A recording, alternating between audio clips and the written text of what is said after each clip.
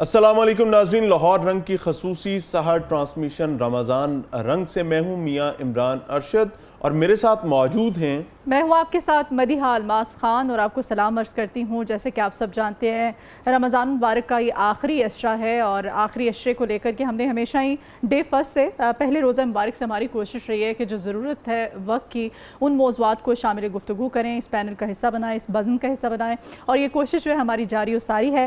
آج کے موضوع کے بارے میں عمران بھائی آپ کو بتائیں گے، پینل پر جو معزز مہمان ہمارے ساتھ ہیں ان کا انٹروڈکشن آپ کے ساتھ کرائیں گے۔ جی ہمارے ساتھ سید اسامہ شاہ بخاری صاحب ہیں، معروف مذہبی اسکالر ہیں، ہمارے پینل کا حصہ رہے ہیں اور آج بھی ہمارے ساتھ ہیں، بہت شکریہ آپ کی آمد کے لیے۔ اور ہمارے ساتھ عمران ملک صاحب ہیں، آپ بھی مذہبی اسکالر ہیں، بہت شکریہ آپ کی آمد کے لیے بھی۔ اور تلاوت قرآن پاک، جیسے کہ ہم نے ہمیشہ سے ہمارا سلسلہ رہا ہے کہ آغاز کرتے ہیں اپنی اس ٹرانسمیشن کا تلاوت قرآن پاک سے، اور تلاوت قرآن پاک کے لیے آج قاری وقار احمد چترالی صاحب ہمارے ساتھ ہیں، اس بزم کا حصہ ہیں، بہت شکریہ آپ کی آمد کے لیے بھی۔ اور حمد باری تعالیٰ میں سنائیں گے محمد ذیشان مدنی ہمارے ساتھ ہیں، ہمارے بہت ہی اچھے کلیگ ہیں، بہت ہی اچھے سینئر پروڈیوسر ہیں۔ صبغت اللہ بخاری صاحب آپ آئے ہیں، صبغت اللہ بخاری صاحب کی محبت کی وجہ سے آج اس بزم کا حصہ ہیں، آپ کے آنے کا بہت شکریہ اور آپ سے خوبصورت سا کلام سنیں گے۔ پہلے اس روایت کو ہم برقرار رکھیں گے، تلاوت قرآن پاک سے اپنی ٹرانسمیشن کا آغاز کرتے ہیں، بسم اللہ کیجیے گا۔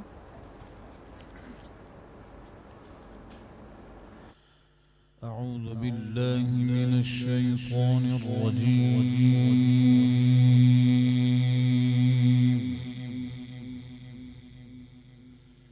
بسم اللہ الرحمن الرحیم،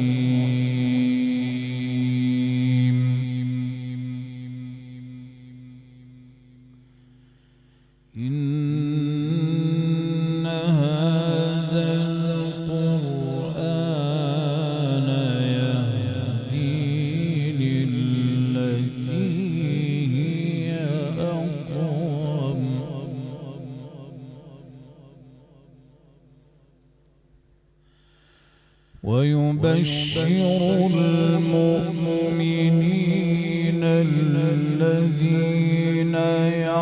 يعملون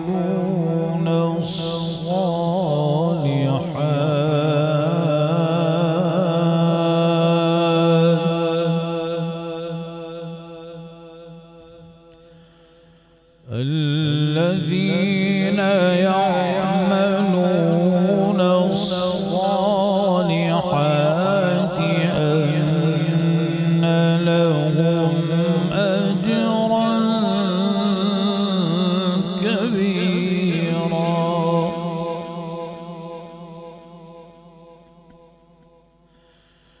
وأن الذين لا يؤمنون بالآخرة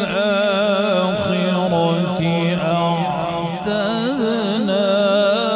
لهم عذابا أليما،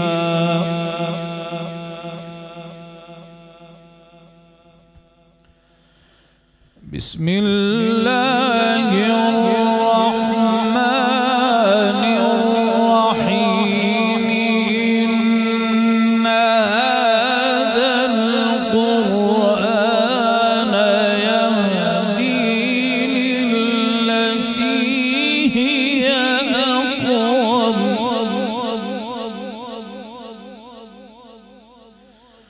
ويبشر المؤمنين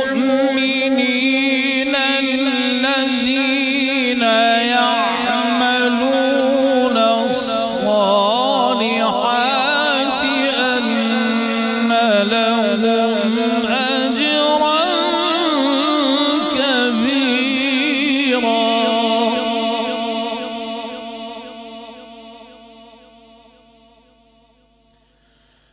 وأن الذين لا يؤمنون بالآخرة أعتدنا لهم عذابا أليما،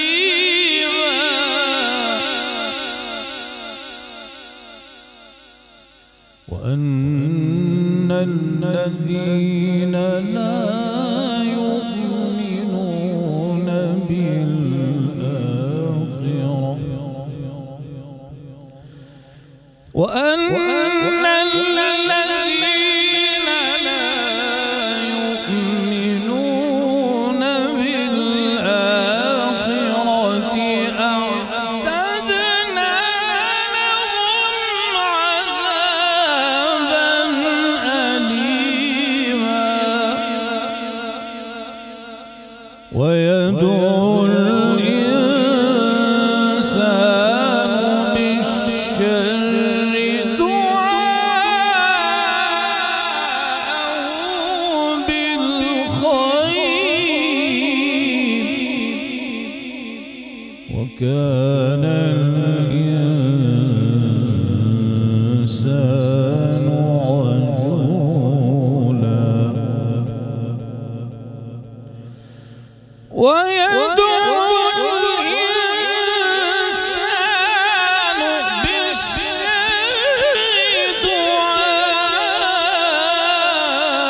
دعاءه بالخير وكان الإنسان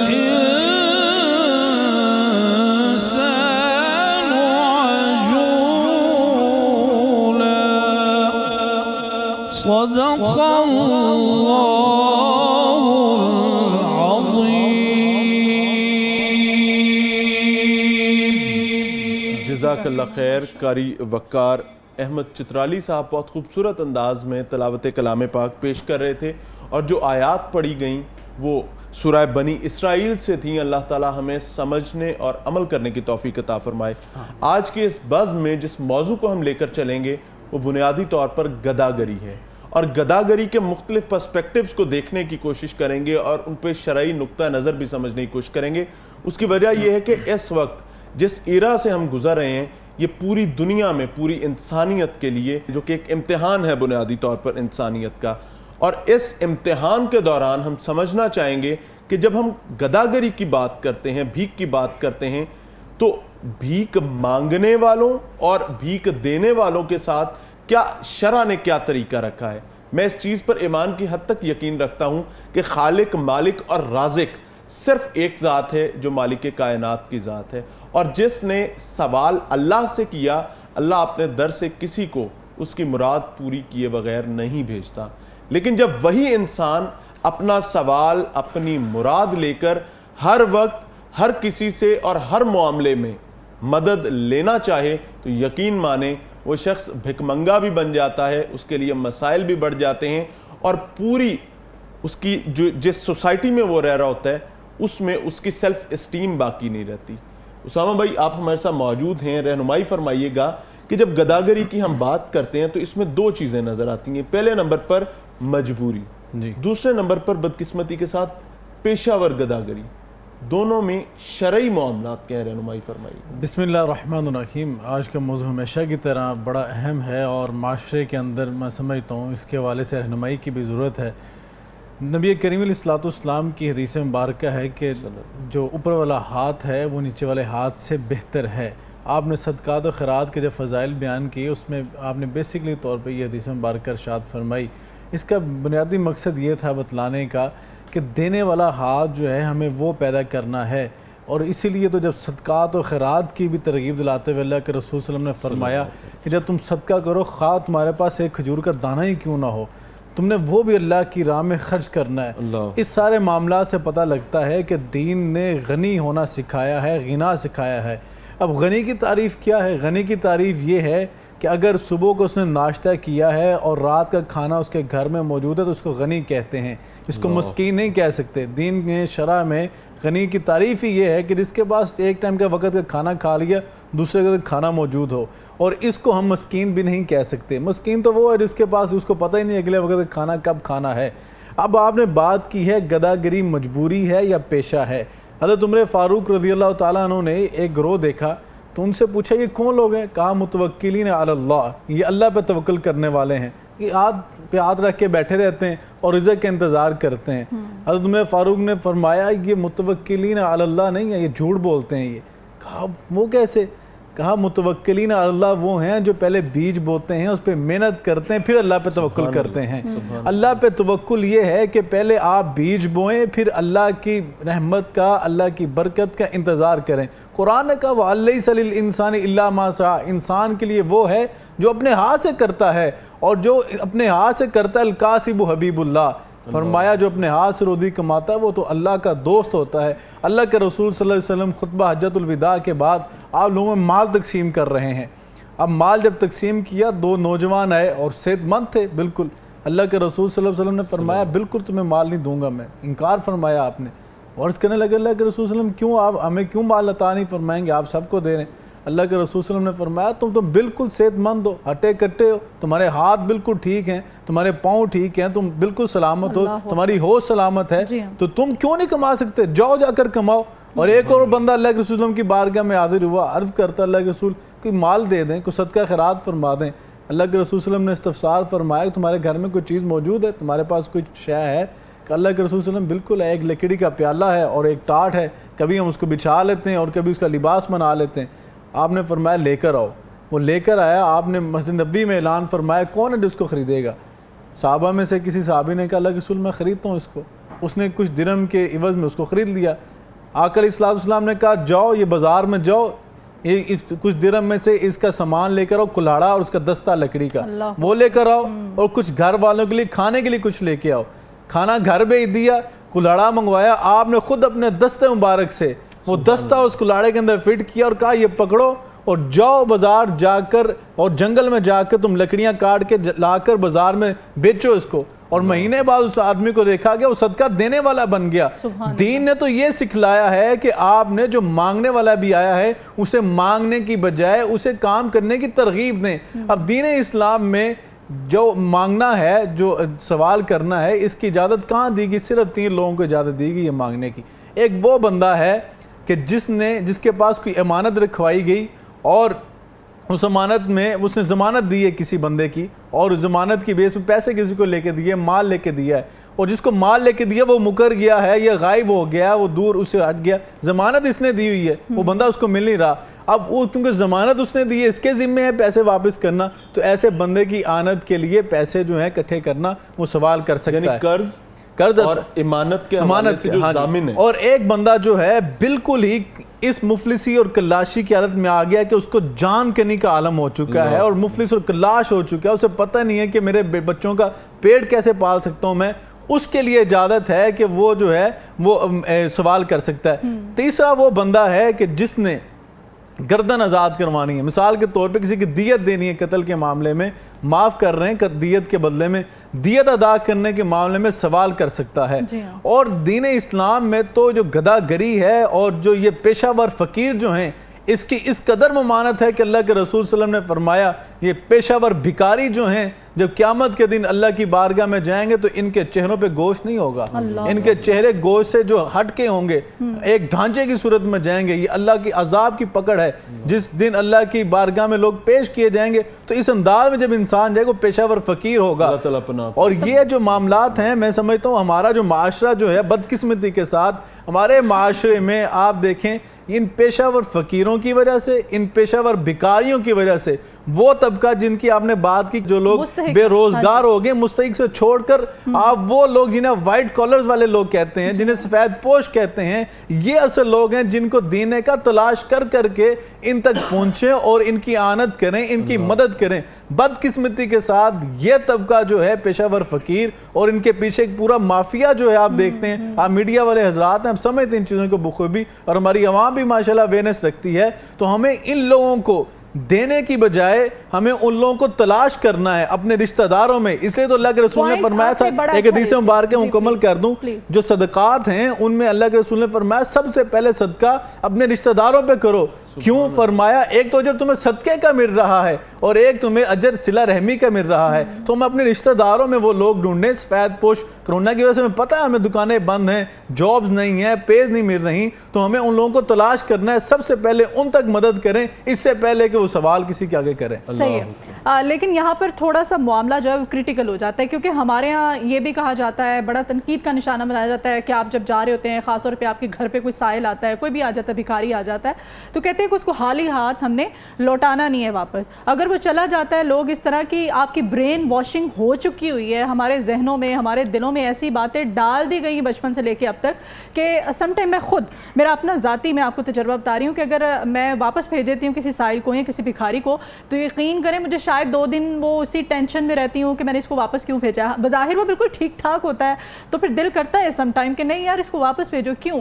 یہ اس بارے میں آپ کیا کہیں گے؟ ابھی اسامہ بھائی نے بڑا اچھا پوائنٹ ریز کیا ہے کہ نہیں نبی کریم صلی اللہ علیہ وآلہ وسلم کی جو حدیث مبارکہ جو واقعہ انہوں نے بتایا جس کو کوٹ کیا ہے, یہ پھر ہم کیسے فرق کیسے کر سکتے ہیں؟ پھر کیوں ایسے کہا جاتا ہے کہ آپ بھکاری کو خالی ہاتھ واپس نہ لوٹائیں؟ جی بسم اللہ الرحمن الرحیم. رب اشرح لی صدری ویسر لی امری واحلل عقدۃ من لسانی یفقہوا قولی.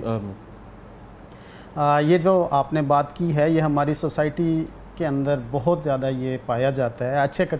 اچھے جو ہے نا وہ ہٹے کٹے لوگ ہوتے ہیں لیکن جو ہے نا وہ ہاتھ پھیلاتے ہیں اور بھیک مانگنے کے لیے جو ہے نا وہ لوگوں کے دروازوں کے اوپر پہنچ جاتے ہیں. تو اس کے معاملے میں جس طرح سے اسامہ بھائی نے بات کی ہے کہ حضور نبی کریم صلی اللہ علیہ وسلم نے جو طریقہ سکھایا ہے کہ جو ہے نا اس کو کام کرنے کا جو ہے نا وہ ترغیب دی جائے. حضرت عمر رضی اللہ تعالیٰ عنہ نے بھی ایک بندے کو بھیک مانگتے دیکھا اور اسے کچھ جو ہے نا وہ دے دیا. تھوڑی دیر بعد یا کچھ دنوں بعد اسے پھر کہیں پہ بازار میں دیکھا تو عمر رضی اللہ تعالیٰ عنہ نے اس کو باقاعدہ سزا دی کہ پہلے تو میں نے تمہاری مدد کی تھی اب تم پیشہ ور بن گئے ہو. یعنی خلیفہ وقت جو ہے نا وہ ایک بندے کو سزا دے رہے ہیں کہ تم یہ جو ہے نا وہ کام کرو. اور اس کی وجہ کیا تھی؟ اس کی وجہ ایک تو یہ ہے کہ خلیفہ وقت نے بھی اپنی ذمہ داری کا احساس کیا تھا کہ اگر کتا دریائے فرات کے کنارے بھوکا مرے گا تو وہ خلیفہ کی ذمہ داری ہوگی. تو جب ایک طرف تو یہ ہے کہ بھوک کی ذمہ داری جو ہے نا وہ ریاست کو قبول کرنی چاہیے, بھوک مکمل کرنے کی, اس کو جو ہے نا وہ اس کی ہیلپ کرنی چاہیے. جہاں تک یہ ہے کہ لوگ یہاں پہ آ جاتے ہیں اور ظاہرہ میں نظر آ رہا ہوتا ہے کہ یہ حقدار نہیں ہے. بعض اوقات آپ کو جو ہے نا وہ ایسا لگ رہا ہوتا ہے کہ یہ ہمارے پیسوں سے جا کے نشہ کرے گا, ہمارے پیسوں سے جا کے جو ہے نا وہ کسی نے وہ جوئے میں ہار کے آیا تو اس نے وہاں پہ بالعموم یہی ہوتا ہے. یہ پیشہ ور لوگ ہوتے ہیں. تو اگر ان کو جو ہے نا وہ مناسب طریقے سے جو ہے نا وہ کر دیا جائے, ان کو جواب دے دیا جائے تو جواب دینے میں آج کی جو ہم کر رہے ہیں اس میں کوئی مذائقہ نہیں ہے. ابھی میں جو ہے نا وہ رپورٹ دیکھ رہا تھا, اس کے اندر انڈیا کے اندر یہ رپورٹ آئی ہے کہ 25% جو ہے نا وہ مسلمان ہیں جو بھیک مانگتے ہیں. اب بڑے افسوس کی بات ہے کہ اتنے یعنی ہر 4 میں سے ایک بندہ جو ہے نا مسلمانوں سے ویسے مسلمانوں کو کیا جاتا ہے, کوٹ اس طرح سے کیا جاتا ہے نا. ہاں جی, لیکن یہ ہے کہ وہ اس حد تک کہ مسلمان جو ہے نا وہ اس میں, لیکن یہ ہے کہ ایک مسلمان کو بھی جو بتا دیا گیا کہ ہاتھ پھیلاتے ہوئے اور دوسروں کے سامنے جو ہے نا وہ شرم محسوس کرنی چاہیے اور اس کا جو ہے نا وہ اس کو اس بات کا اندازہ ہونا چاہیے کہ ہاتھ پھیلاتے ہوئے اللہ رب العزت کی طرف سے پھر کیا جو ہے نا قیامت کے دن سزا دی جائے گی. اب بکر رضی اللہ تعالیٰ عنہ کی مثال ہے کہ وہ تو اتنا بھی نہیں کہتے تھے کہ ان کا اگر کوڑا نیچے گر گیا ہے تو وہ خود کسی کو کہیں کہ جو میرا کوڑا پکڑا دیں, وہ اونٹ کو بٹھاتے تھے, نیچے اترتے تھے اور کوڑا ہاتھ میں پکڑ کے جو ہے نا وہ. علی رضی اللہ تعالیٰ عنہ کی بھی یہ مثال ہے کہ میرا اگر تسمہ بھی ٹوٹے گا تو میں اس کو اللہ رب العزت سے مانگوں گا. تو جب یہ ہم انسانوں کے اوپر جو ہے نا وہ توکل کرتے ہیں تو پھر اللہ رب العزت اپنا ہاتھ اٹھا لیتا ہے کہ ٹھیک ہے پھر تم انسانوں سے مانگو.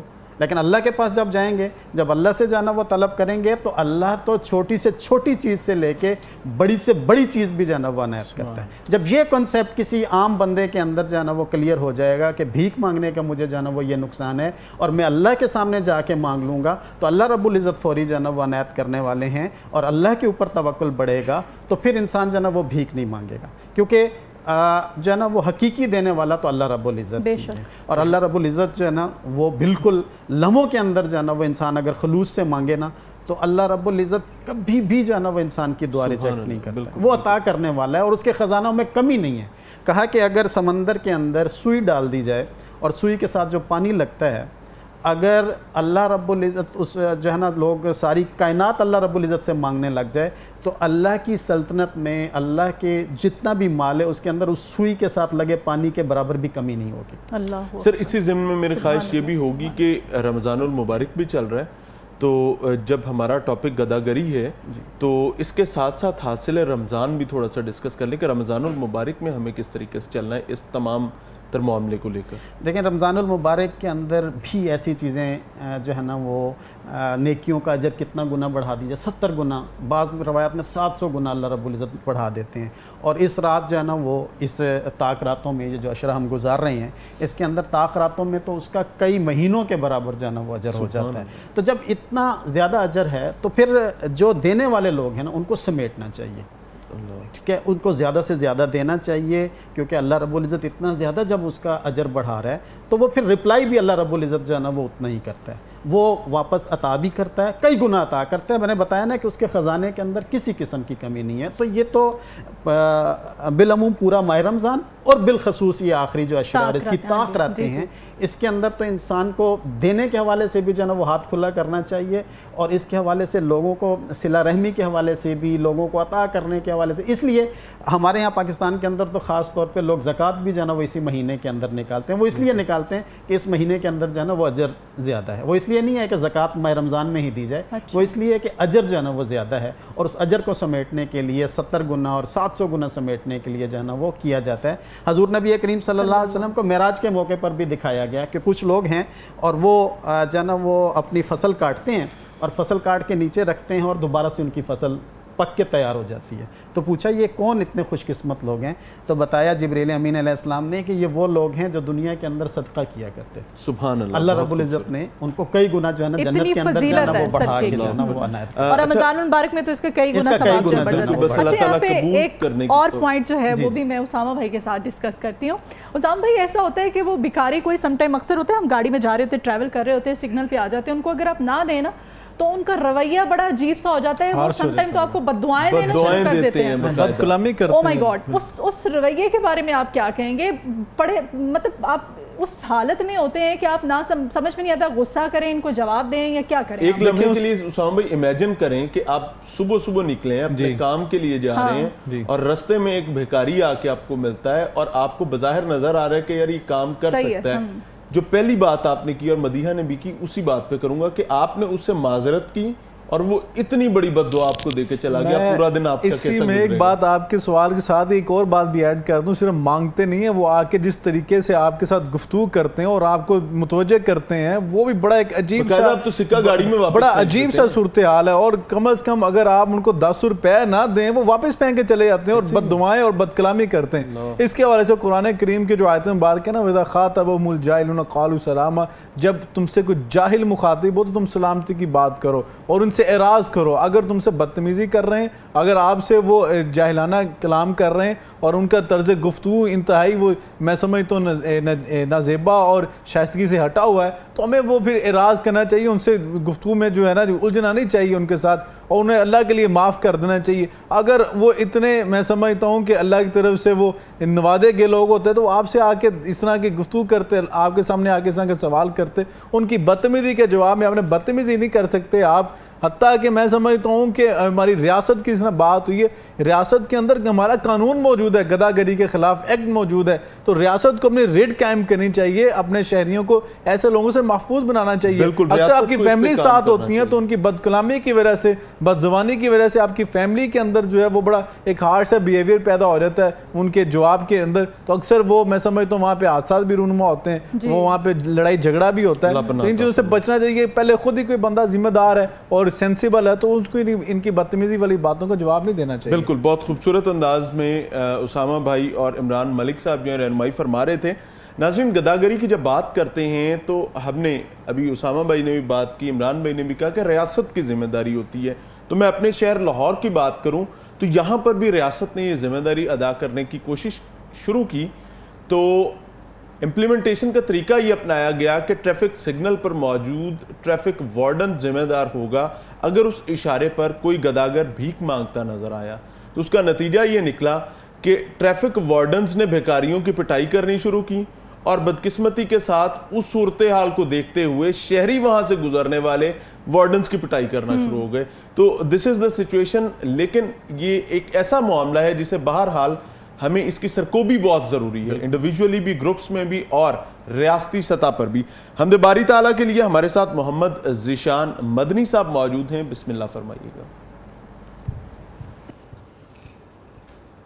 مجھے بھی مدینے بلا میرے مولا, کرم کی تجلی دکھا میرے مولا.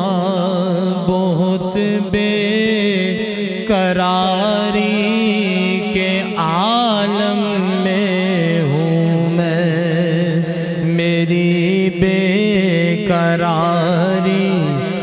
مٹا میرے مولا، یقین ہے مدینہ کرم ہی کرم ہے،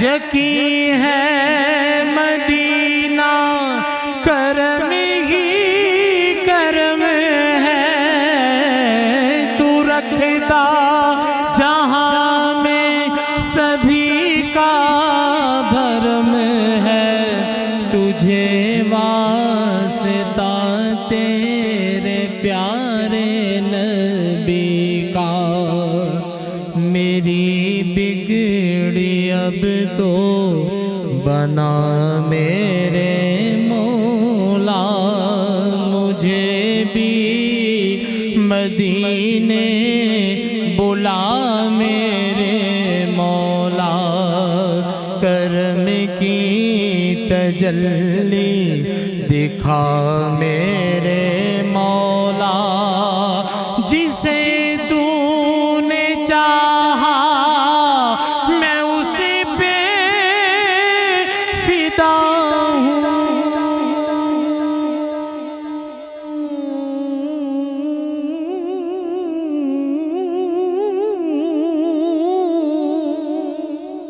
جسے تو نے چاہا میں اسی پہ فدا ہوں، میں تیرے محمد کے در کا گدا ہوں، تجھے واسطہ سید کربلا کا، مجھے ہر بلا سے بچا میرے مولا، تجھے واسطہ سید کربلا کا، مجھے ہر بلا سے بچا میرے مولا، محمد کو تو نے جو قرآن دیا ہے،